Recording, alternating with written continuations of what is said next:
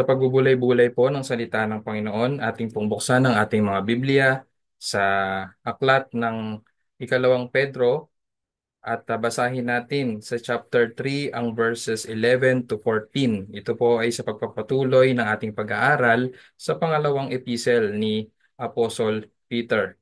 Let's read Second Peter chapter 3 verse 11 to 14. Ito po ang sinasabi. Yamang ang lahat ng mga bagay na ito ay mawawasak ng ganito.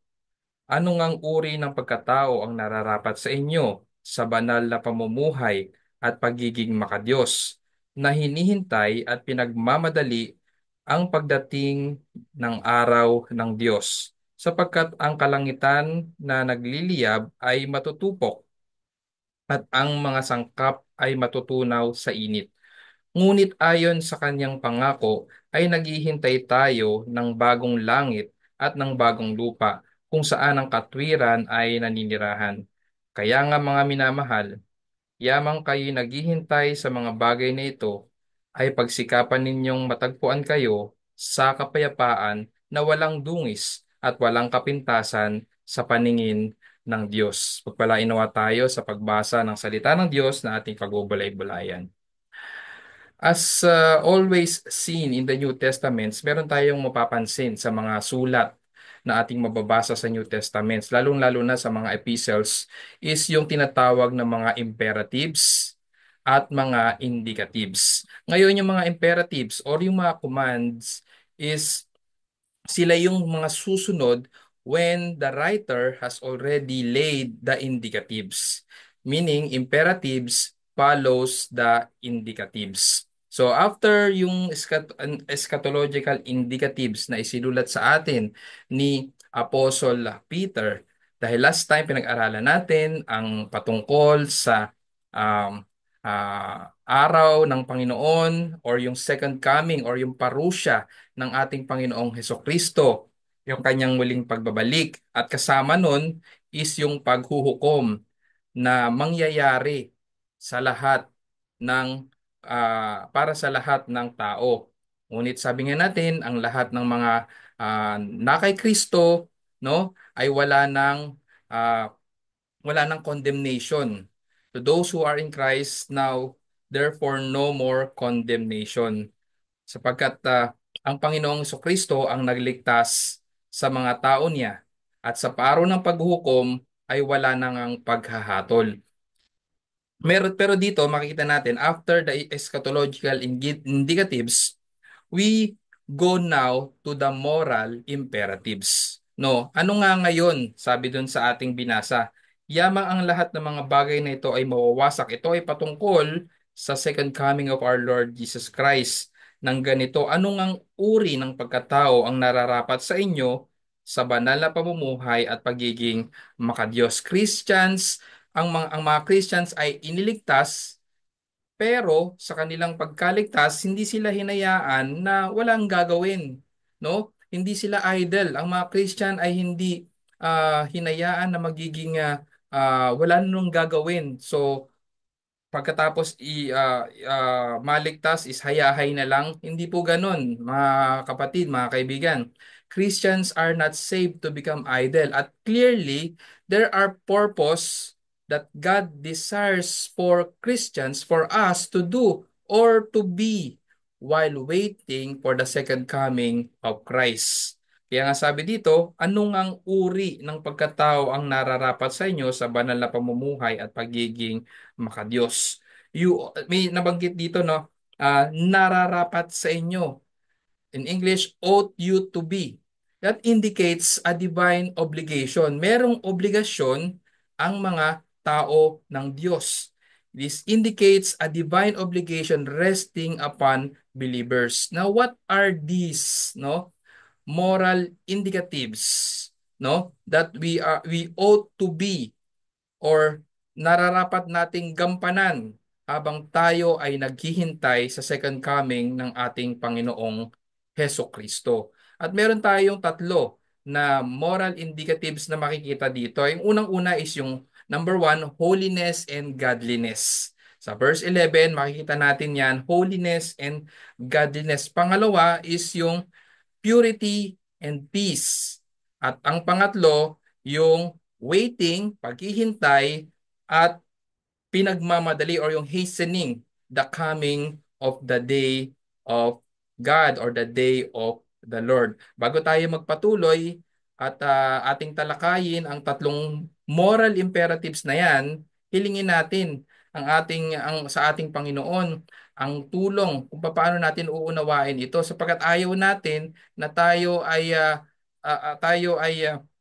babagsak sa thinking na ang kaligtasan ay by works. So tayo po bilang mananampalataya, hindi po tayo niligtas by works. At yung mga moral imperatives na ito ay mga indications na kung ito ay nangyayari sa buhay ng isang mananampalataya ay siya ang tunay na siya ay iniligtas na ng Diyos. So, bago tayo magpatuloy, humiling tayo sa Diyos ng paggabay sa pag-aaral natin sa mga talatang ito. Tayo manalangin. O aming Panginoong Diyos, muli kami ay lumalapit sa inyo, sa inyong kapangyarihan ay humihingi kami ng gabay sa aming pag-aaral sa oras na to. Nawa aming Panginoon ay ilayo nyo kami sa maling mga aral at ang inyong tagapagsalita sa oras na to ay ilayo nyo rin sa mga maling pagtuturo. At nawa aming Panginoon, kayo lamang at ang katotohanan mula sa inyong salita ang maluwalhati at maipahayag ang inyong salita ng may kapangyarihan na magbabago sa aming mga buhay at mag-uudyok sa amin na sundin ang mga bagay na inyong itinuturo sa amin sa pag-aaral ng inyong salita sa oras na to. Maraming salamat po. In Jesus' name we pray. Amen. So number one na makikita nating moral imperative sa ating pag-aaral sa oras na to is yung holiness and godliness. Mababasa natin yan sa verse 11. Ang sabi dito, yamang ang lahat ng mga bagay na ito ay mawawasak ng ganito. Ano ngang uri ng pagkatao ang nararapat sa inyo sa banal na pamumuhay, godly living, holy living, at pagiging makadiyos, godly living. Now from the start, kung mapapansin nyo, nababanggit ko yung ah, holiness and godliness sa ating pag-aaral. From the start pa ng pag-aaral natin dito sa First Peter, maging sa Second Peter, na ang tao ng Diyos, no, habang naghihintay ng muling pagbabalik ng Panginoong Kristo ay nararapat na mamuhay ng may kabanalan at pagiging makadiyos. Now, I have used these two words interchangeably. Now let's try to define both these words, no, at magandang babigyan natin ng distinction ang holiness and godliness. Now ang holiness is defined as being set apart from the world, consecrated, no, consecrated for God, no, inihiwalay para sa Diyos. Sabi sa First Peter chapter 1 verse 16 na ang mga tao ng Diyos ay dapat na mamuhay ng may kabanalan. First Peter chapter 1 verse 16, sapagkat nasusulat, kayo'y maging banal sapagkat ako'y banal. At sa verse 9 ng chapter 2, ang sabi dito, First Peter pa rin, ngunit kayo'y isang lahing pinili, isang maharlikang pagkapari, isang bansang banal, sambayan ng pag-aari ng Diyos upang inyong ipahayag ang mga kapangyarihang gawa niya na tumawag sa inyo mula sa kadiliman tungo sa kanyang kagilagilalas na liwanag. So, tinatawag na banal or tinatawag sa pamumuhay ng may kabanalan ang mga tao ng Diyos. Now, meaning holy living is a process of being separate from the world or being separate from sin or or in this sinful world. No, holy living is a process of separation from this sinful world to the purpose of or the works of God. Now, it is called sometimes or sa ating pag-aaral ng mga doctrines, ito yung tinatawag na sanctification or yung pagpapabanal. May dalawang uri ng sanctification sa pag-aaral ng doktrina, no? Ito yung definitive at meron ding tinatawag na progressive.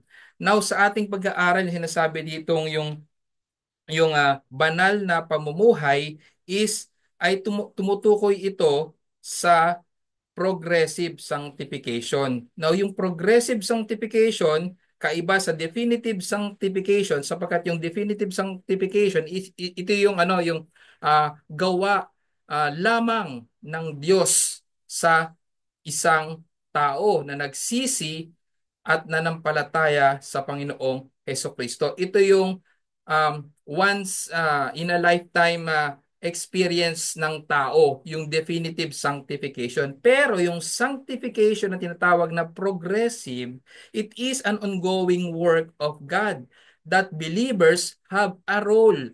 So sabi ko kanina, yung definitive is Diyos lamang ang may gawa ng definitive sanctification. Pinabanal ng Diyos ang isang tao, no, sa kanyang pagsisisi at pananampalataya kay Kristo. He is consecrated to God, pinabanal, definitively sanctified. Pero yung sinasabi dito na sanctification na progressive, it is an ongoing work of God that believers have a role to play through their actions. So merong gagawin ang isang mananampalataya which are motivated, yung mga ginagawa ng mananampalataya na ito para sa kanyang progressive sanctification, motivated din ito at sustained by the works of God in them. Sabi sa Philippians chapter 2 verse 12 to 13, ang na ang Diyos ang gumagawa, no, para sa tao sa kanyang pamumuhay ng may kabanalan. Sa Philippians chapter 2 verse 12, kaya nga minamahal. So, Philippians chapter 2 verse 12 to 13. Kaya nga mga minamahal ko, kung paanong lagi ninyo akong sinusunod, hindi lamang sa harapan ko, kundi higit ngayon na ako'y hindi ninyo kasama, ay isagawa ninyo ang inyong sariling kaligtasan na may takot at panginginig. Sapagkat Diyos ang gumagawa sa inyo maging sa pagnanais at sa paggawa para sa kanyang mabuting kalooban. Now, believers are called by God, no, na mamuhay sa ng may kabanalan. So, ibig sabihin, sabi ko nga kanina, being separated from sin. Ngunit hindi lang tayo na separate from sin, meron din tayong obligation to put to death our remaining sin. Believers are called by God to put sin to death in their lives by the power pa rin ng Diyos, ng banal na Espiritu. Romans chapter 8 verse 13. Romans chapter 8 verse 13. Ito po ang sabi, no, sapagkat kung mamuhay kayo ayon sa laman, kayo ay mamamatay. Subalit kung sa pamamagitan ng Espiritu ay pinapatay ninyo ang gawa ng laman, kayo'y mabubuhay. So, nariyan ang banal na Santong Espiritu, no? Siya ang nagsusustain or tumutulong sa atin upang patayin sa ating sarili ang gawa ng kasalanan, to mortify sin. The Holy Spirit is the agent of sanctification of our progressive sanctification as He works in believers to make them willing and ready to put sin to death in their lives. The Spirit of God works through appointed means for sanctification of His people. Merong mga appointed means or kasangkapan sa pagpapabanal ang ginagamit ang banal na espiritu. At ano ito? Ano mga ito? Now, the central means of sanctification are the Word of God. So, yung mga salita ng Diyos na naririnig natin, na ipangangaral sa atin Iyan ay central means of sanctification. Ano pa? Yung mga sacraments. Ano ba yung mga sacraments na ating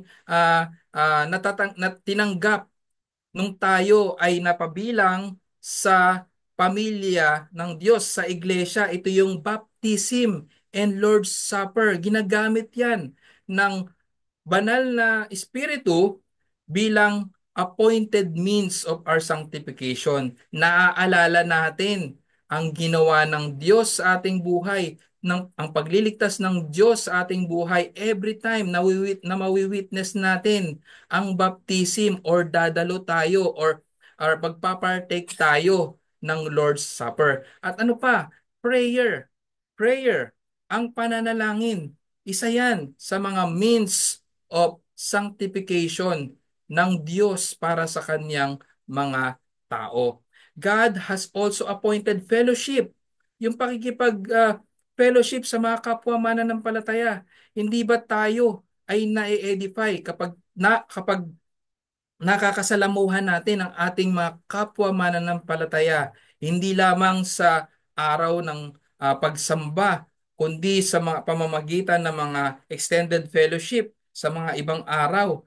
Sometimes, nagkakaroon ng extended fellowship, maging sa prayer meeting sa midweek, nangyayari yan. No? So, appointed means ang fellowship, appointed means of sanctification ang fellowship, maging ang church discipline, no? Upang mapabanal ang isang tao or madala pabalik sa kabanalan sa pagsisisi ang isang tao na nagkasala sa Diyos at maging sa iglesia, kinakailangan ang church discipline. Sapagkat ito ang purpose ng church discipline upang ibalik ang nagkasalang kapatid sa pagsisisi, no? At paglakad ng may kabanalan, no? Kaya means of sanctification din ang church discipline. Now, ano naman yung godliness? Godliness is demonstrating God's character, no? And living a life that reflects His glory. So, if you are like God, no, you are living in a godly way. Ibig sabihin, sa paraan ng iyong pamumuhay, nakikita sa iyo, no, ang katangian ng Diyos. It is when believers are conformed in the image of God.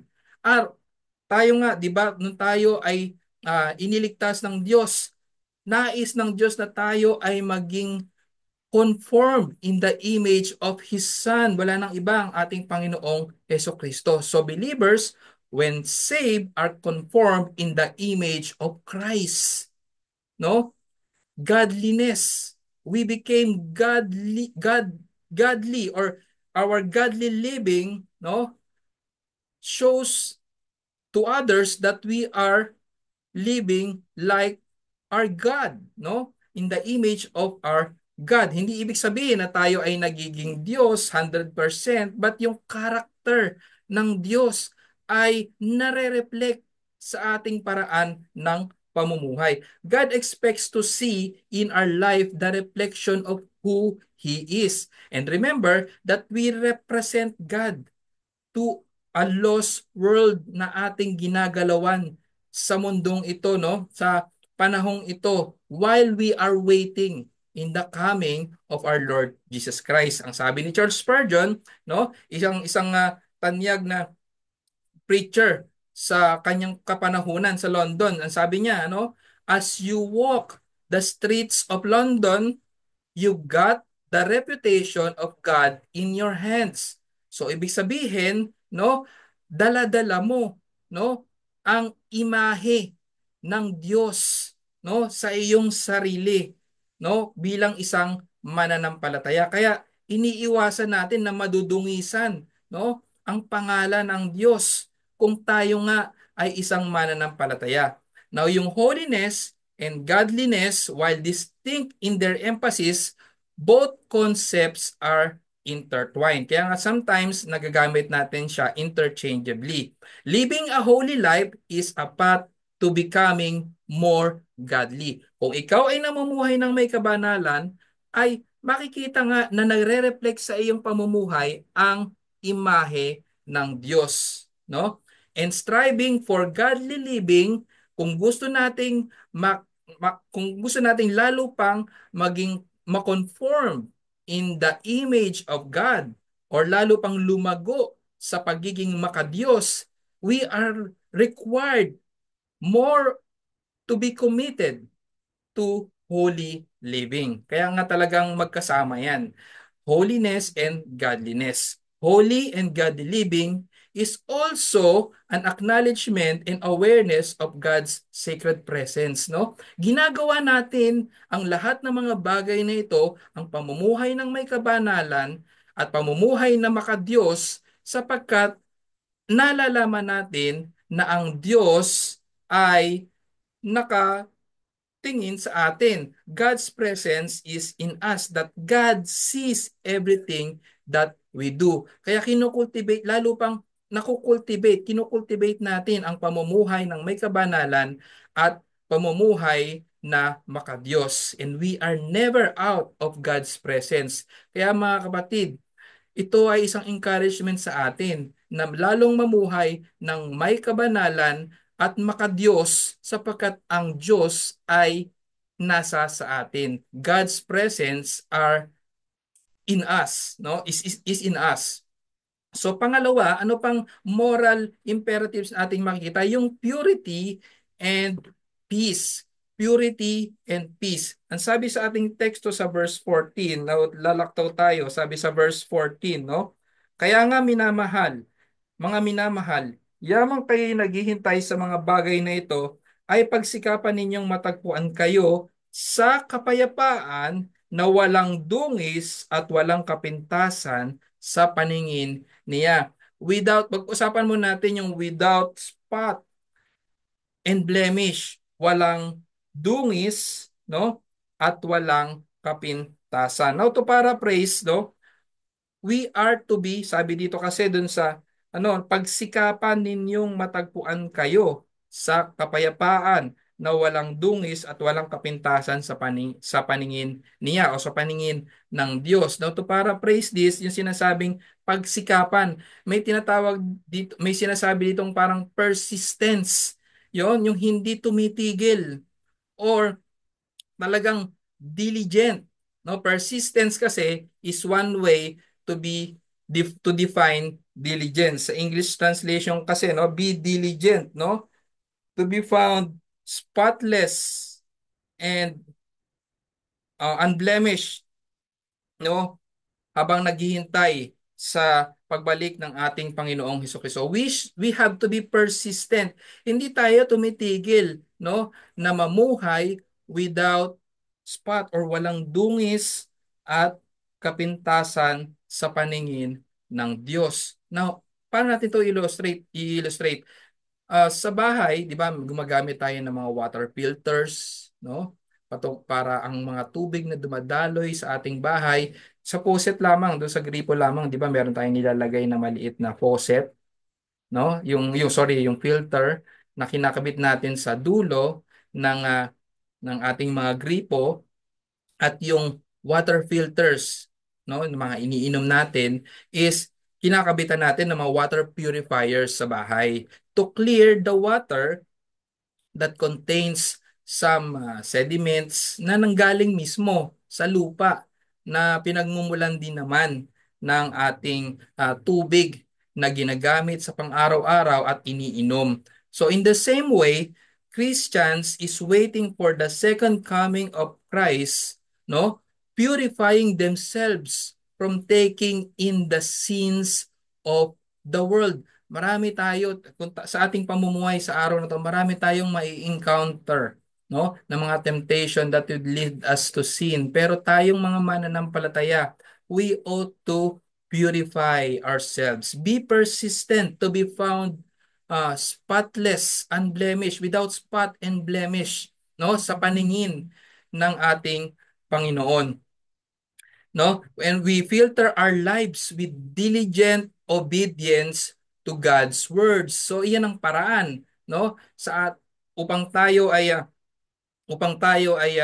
kumbaga para ma ah, tayo ay ma obey natin perfectly or para bang ma maging tama ang paraan ng paglilinis natin sa ating sarili, we conform to God's words, no? We should diligently obey kung ano yung sinasabi ng salita ng Diyos. And since the Lord is coming at a time we do not know, we desire to meet Him in purity, without blemish, without spot. Pangalawa, yung pag sinasabing hindi lang purity, no, or yung without being unblemished or spotless, sinasabi rin na sa ating teksto yung matagpuan kayo sa kapayapaan.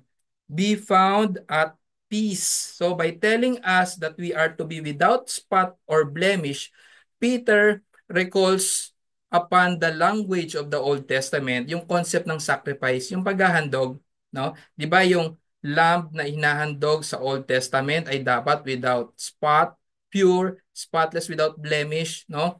And this alone would bring peace, no? Kung iyong ang iyong handog bilang sakripisyo para sa iyong kasalanan ay spotless and blemish, iyon lamang ang katanggap-tanggap, no, na handog that will bring peace with God. So, mahalagang punto ito that we should be found peace, and therefore our marching orders are clear, no? Sa letter ni Peter, no, na kontinontras niya dito yung two kinds of people. Kung mapapansin natin sa ah, ating mga previous na pag-aaral, na tinawag ni kumbaga, may sinabi dito yung sa patungkol sa mga false teachers. I remember sa verse 30 ng chapter 2, verse 30 ng chapter 2, na yung mga false teachers is talagang namumuhay sila, no, na may bahid at dungis. Nang sabi dito sa verse 13, chapter 2 verse 13, na pagdurusahan ang parusa sa paggawa ng masama. Itinuturing nilang isang kaligayahan ang magpakalayaw kung araw sila ay mga bahid at dungis na nagpapakalayaw sa kanilang mga daya habang sila ay nakikisalo sa sariling handaan. Pero dito sa ating pag-aaral, no, kaiba dun sa ating um, pinupunto na dapat ang mga tao ng Diyos ay mamumuhay ng may without spots and without blemish. At sabi nga dito, kung ikaw nga ay namumuhay without spot and blemish, ito nga yung pamumuhay na katanggap-tanggap sa Diyos. And therefore, our marching orders is in this letter of Peter has contrasted two kinds of people. Yung isa, yung first sa binasa natin, yung mga false teacher, wala silang regard of to purity or yung pamumuhay ng may kabanalan or spotless and unblemished living. At yung isa naman, yung isang tao naman na ina-address or yung mga mananampalataya, sila yung talagang may nagpupursue ng holiness, no? Godly and holy living. They want to be found spotless and unblemished sa pagbabalik ng ating Panginoong Heso Kristo. At iyon nga yung paraan ng pamumuhay na may katanggap-tanggap sa Diyos, to be at peace with God. And this verse means, ibig sabihin, make every effort to be at peace, no? At peace with Jesus. Now, ang mga mananampalataya, they knows that through Jesus Christ, no? Through Jesus Christ, through faith in Jesus Christ, ay na pawalang sala or na justified or inaring ganap ang isang tao. And bilang consequence ng pag-aaring ganap, no, sa pamamagitan ng pananampalataya kay Kristo, ay ang taong iyon ay na ipagkasundo, or that man who put his faith in Christ at nagsisi sa kanyang kasalanan, justified by faith, he now have peace with God. Sabi sa Romans chapter 5, verse 1. Sabi sa Romans chapter 5 verse 1, ito sabi, kaya't yamang tayo inaring ganap sa pamamagitan ng pananampalataya, mayroon tayong kapayapaan sa Diyos sa pamamagitan ng ating Panginoong Heso Kristo. Now, when Christians lives, no? When Christian lives in the light of God's word and has a fellowship with the Father and the Son, he is at peace, no? With his Creator and Redeemer, no? Our Lord Jesus Christ. He confesses his sin, no? And receives remission and is purified from all unrighteousness. So, yan nga yung ating comfort when we confess our sins, no? God is faithful to forgive us or cleanse us from all our unrighteousness.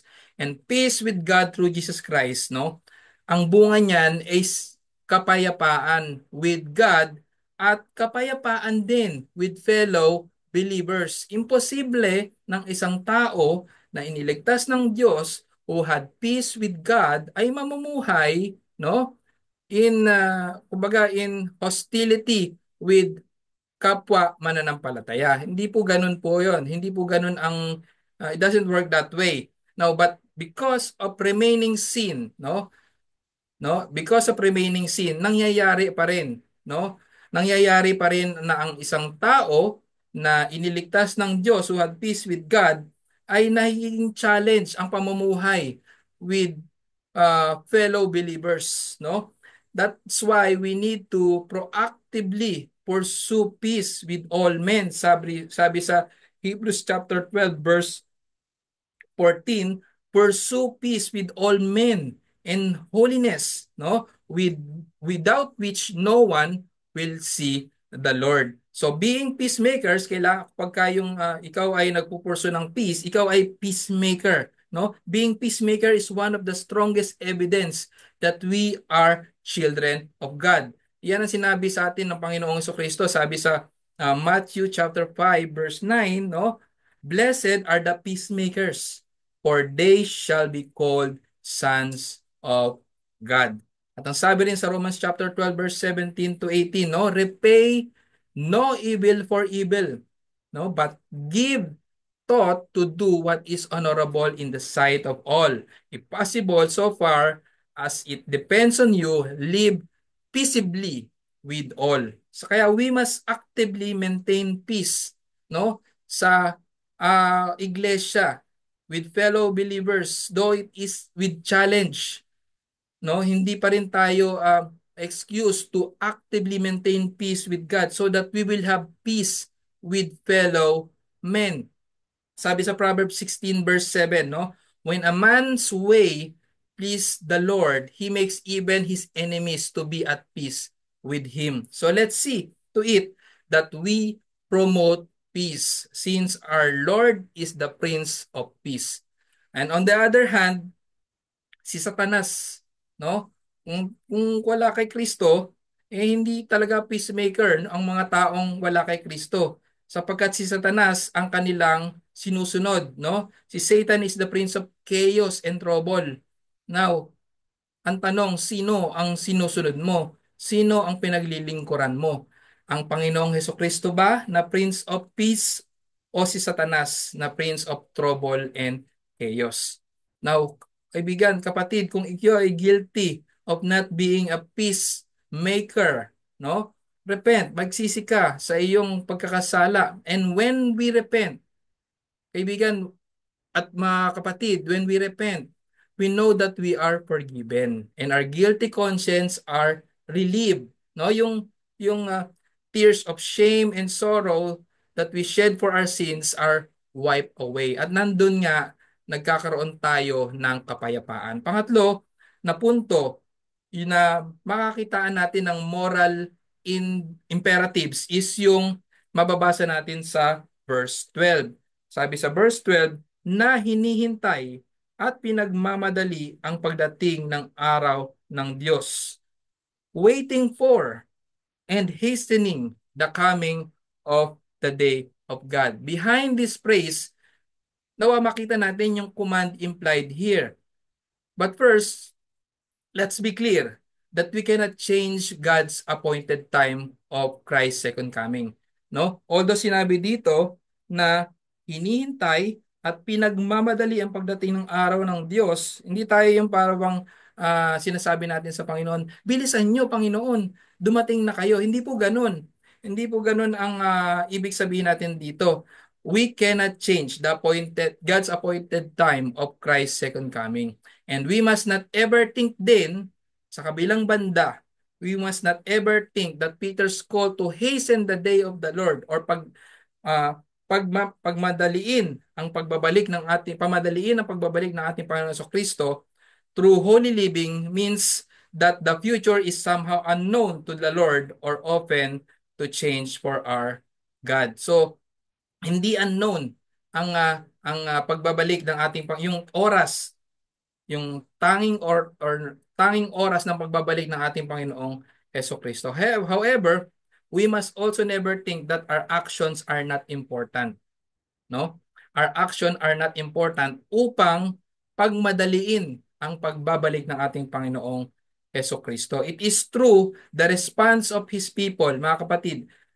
It is true the response of his people that God typically accomplishes his purpose. Yung paano tayo tutugon, no, sa panawagan ng Diyos is somehow yun yung talagang ginagamit ng Diyos to accomplish His purpose. Peter, yung sabi niya dito, in a sense in which we can hasten the Lord's coming, paano ba natin ma-hasten or mapagmamadali ang pagbabalik ng ating Panginoong Hesukristo? May dalawang bagay na gusto kong ibahagi. Yung evangelism. Yung evangelism. Sa pamamagitan ng evangelism, in a sense, will hasten the coming of the Lord. Sapagkat ano bang sabi sa Matthew chapter 24 verse 14? Matthew chapter 24 verse 14. Sabi sa Matthew 24 verse 14, at ang magandang balitang ito ng kaharian ay ipahayag sa buong daigdig bilang patotoo sa lahat ng mga bansa at pagkatapos ay darating ang wakas. Hindi po ba evangelism 'yon? No? In this discourse on the last days ng ating Panginoong Kristo, ini-instruct niya tayo, ang kanyang mga tagasunod, to proclaim the gospel to all nation para sa kaligtasan. And then the end will come. Kapag nakumpleto na, no, ang numero ng mga itinalaga ng Diyos para sa kaligtasan at nangyayari iyon, naliligtas ang tao when we proclaim the gospel of Christ, no? Para sa kaligtasan, mangyayari iyon when we evangelize. And in that sense, we are hastening the coming of the Lord Jesus Christ. Pangalawa, sa pamamagitan ng evangelism, pangalawa, sa pamamagitan din ng prayer. Now, si Prophet Daniel, no, asked for speedy fulfillment ng prophecy regarding the captive Israel. Mababasa natin yun sa Daniel chapter 9. But for us, we can also pray the words we written in Revelation chapter 22 verse 20. This is in a form of prayer. Revelation chapter 22 verse 20. Ano pang ibig sabihin nito kung hindi natin maaring ipanalangin ito? No, ang sabi sa Revelation chapter 22 verse 20? Ang nagpapatotoo sa mga bagay na ito ay nagsasabi, "Oo, ako'y malapit ng dumating." Amen. Ang sumunod na sinulat is, "Pumarito ka, Panginoong Jesus. Even so, come, Lord Jesus." Hindi ba't isang form of prayer ito? Kaya sa ating pananalangin, maaari nating sasabihin ito, "Even so, come, Lord Jesus."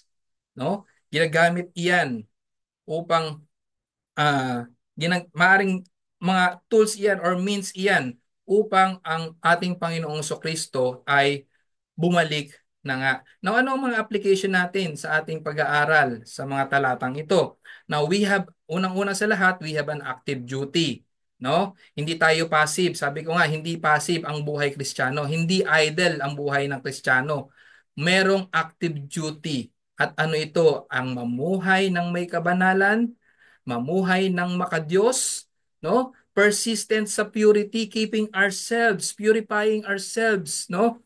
Keeping ourselves from being spotted or being blemished, no? At keeping ourselves at peace, always at peace with God and with our fellow believers, and to hasten the coming of the Lord Jesus Christ, at pagmadiliin natin ang pagbabalik ng ating Panginoong Kristo sa pamamagitan ng evangelism and prayer. Now, ang Christianity, again, sasabihin ko, is not a passive life. It is an active life of pursuit of holiness, godliness, persistent purity, peace with God and fellow believers, and hastening the coming of the Lord Jesus Christ by evangelism and prayer. We are to work on all these things all throughout our lifetime until we meet face to face our God, and if not in our physical death, no, in the second coming of our Lord Jesus Christ. Now, para sa ating mga kaibigan na wala pa sa Panginoong Kristo, Christ will return. No? Ito nga pinag-aralan din last time, at yung patungkol sa second coming ng ating Panginoong Kristo. At ano nga sa oras nga na ito, ang duty ng mga naghihintay sa pagbabalik ng Panginoong Kristo. Sa ating kaibigan na wala pa sa Panginoong Kristo, babalik talaga ang ating Panginoong Kristo. He will return to judge the living and the dead. Kaibigan, if you are not reconciled with God through His Son, Jesus Christ, meaning you are at war with God because you are rebelling against God. Kaya sa pagbabalik ng Panginoong Kristo, you can't expect favorable judgment, no? Talagang ang hatol ng Diyos ay ibubuhos sa iyo, no? Terror ang naghihintay sa iyo, hindi kapayapaan katulad ng mga iniligtas ng Panginoong Kristo. They are at peace with God. No more condemnation that awaits them, no? Ngunit ikaw, kaibigan, kung wala ka pa kay Kristo, kapahamakan, terror, parusa na walang hanggan ang naghihintay sa iyo. Kaya, kaibigan, be reconciled to God through Christ. Magsisi ka sa iyong kasalanan at manampalataya kay Kristo lamang, at talikuran mo na, throw away your weapons of rebellion. Talikuran mo na ang pagre-rebelde sa Diyos at magsisi ka sa iyong kasalanan at manampalataya kay Kristo lamang. Walang pangalan na naibigay sa silong ng langit na sukat ikaligtas ng tao. Ito ay sa pamamagitan lamang ng pananampalataya sa Panginoong Heso Kristo. It's only through Christ that you can have peace with God and peace with fellow men. Tayo po'y manalangin. Aming Panginoon Diyos, muli maraming salamat sa kapahayagan ng inyong salita. Kami ay nagpapasalamat sa pagtulong niyo sa amin, sa pag-intindi kung papaano ang isang tao nga na iniligtas ng Diyos while waiting sa second coming ng aming Panginoong Kristo, at kung ano ang kanyang kung ano ang kanyang mga gagawin. At mahalaga na malaman namin ang mga bagay nito, ma-refresh sa amin ang mga bagay nito, sapagkat kami nga, kung kami ay hahayaan na walang mga reminders ng mga kaakibat na moral imperatives ng mga tulad ng pinag-aralan namin, ay makakalimutan namin ito. Kaya nga, aming Panginoon, sa tulong ng banal na Espiritu nyo rin, help us, no? Help us to be conformed in the image of our Lord Jesus Christ. Help us to obey your word na natutunan namin sa oras na ito. At nawa magligtas nga kayo ng mga kaibigan namin nawala pa sa aming Panginoong Hesus Kristo. Salamat po. Ito ang aming samot dalangin sa pangalan ni Jesus. Amen.